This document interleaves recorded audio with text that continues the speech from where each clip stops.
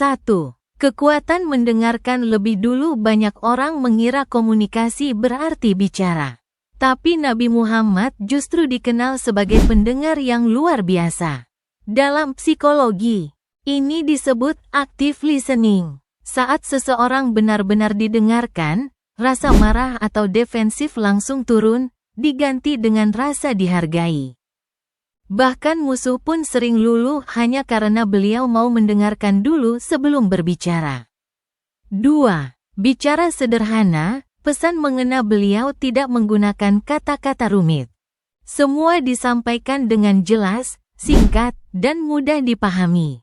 Ilmu komunikasi modern menyebut ini processing fluency. Semakin sederhana sebuah pesan, semakin besar peluang orang percaya dan mengingatnya. Makanya perkataan Nabi bisa dihafal generasi demi generasi. 3. Mengingat nama itu penting. Satu kebiasaan kecil tapi dahsyat. Nabi Muhammad mengingat dan menyebut nama orang. Penelitian modern menunjukkan mendengar nama kita sendiri bisa memicu dopamin, bikin kita merasa penting.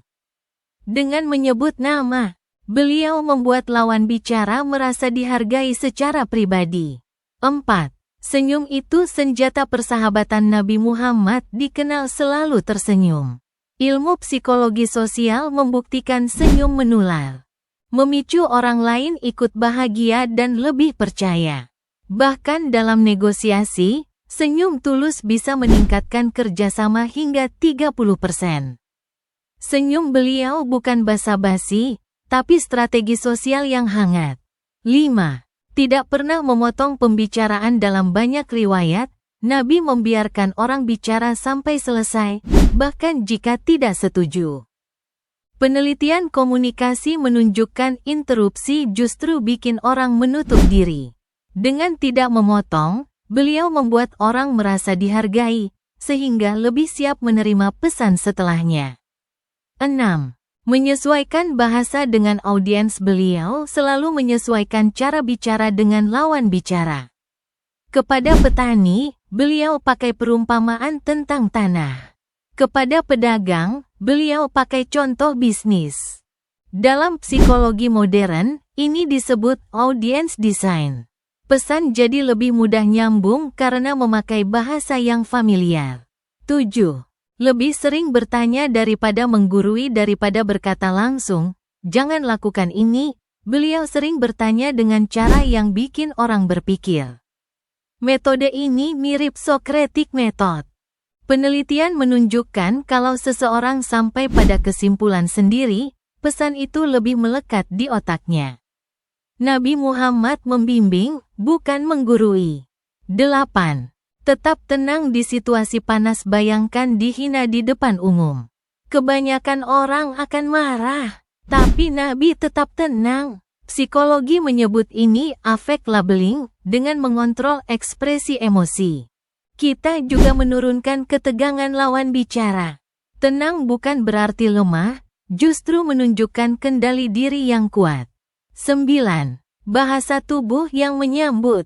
Bukan menekan. Beliau tidak berdiri dengan sikap intimidatif. Kalau orang duduk, beliau ikut duduk.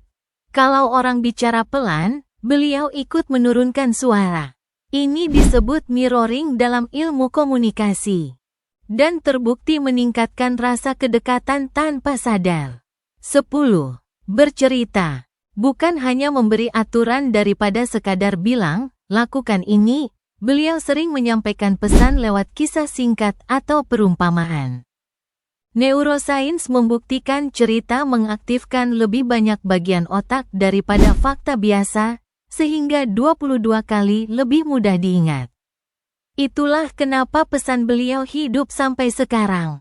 11. Teladan lebih kuat daripada kata-kata. Komunikasi terkuat Nabi sebenarnya bukan kata-kata, melainkan tindakan. Beliau hidup sesuai dengan apa yang beliau sampaikan.